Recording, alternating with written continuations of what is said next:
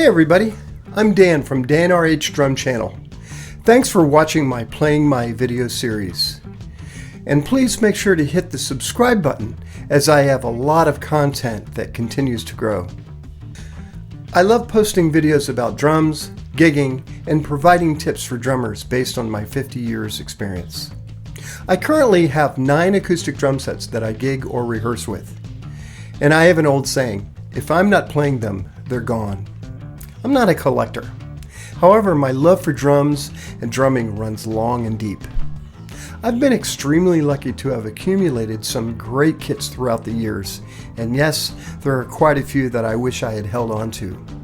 But my curiosity has driven me to retain what I could, and really now, my one limiting factor to how many drum sets I own comes down to space.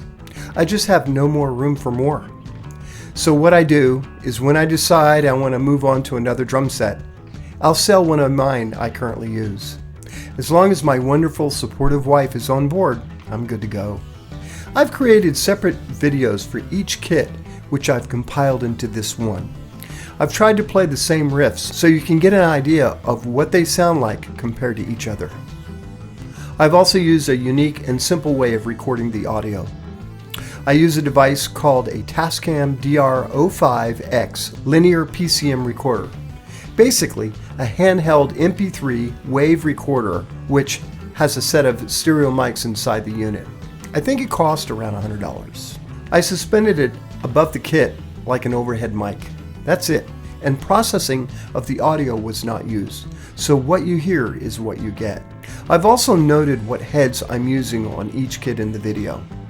I did attempt to tune them all the same using my drum dial drum tuner that I'm a big fan of. I've posted Amazon links in the details section below to the heads, the recorder, the drum dial, and other things if you wish to go shopping.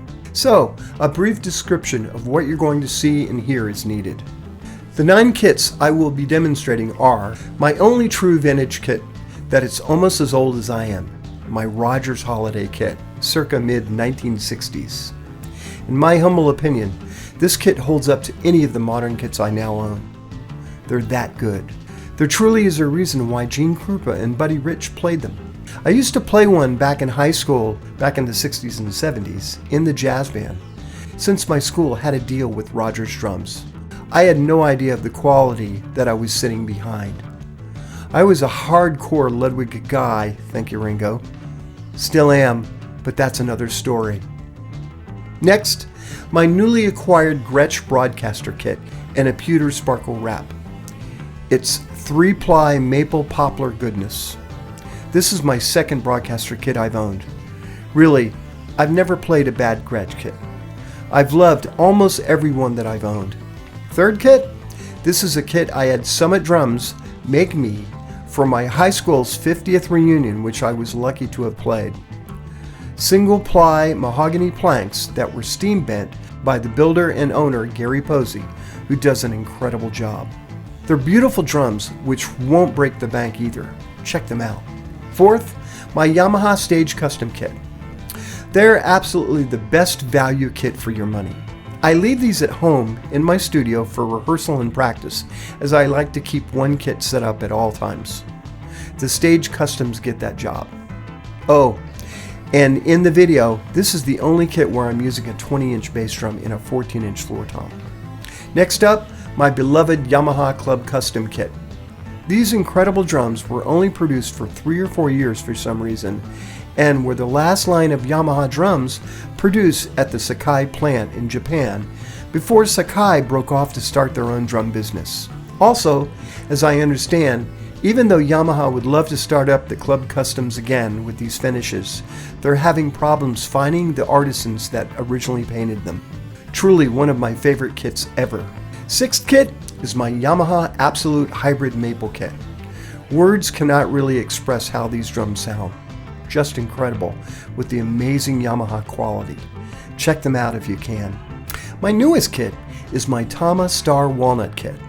I really try not to say the word amazing too often, as I feel the word's used too much, but it's one word that certainly qualifies with this kit.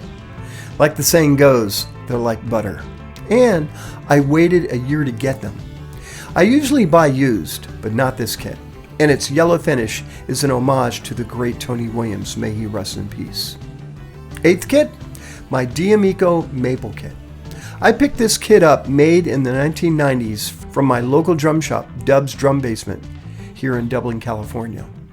A big shout out to Darren and Tara over at Dub's. They're great people. If you have a chance, check their website out. This kit was produced by a local Bay Area company called D'Amico Drums.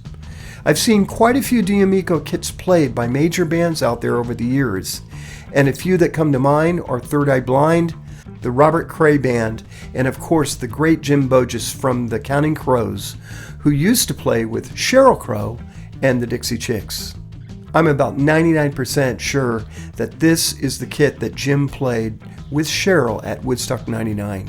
It's too bad D'Amico didn't catch on because they're incredible drums. Thin Keller maple shell goodness. Just a great kit. Last up, my beloved wound fiberglass Jenkins-Martin Kit and a beautiful blue finish called Bleen Blue. Here comes that word again. They sound amazing.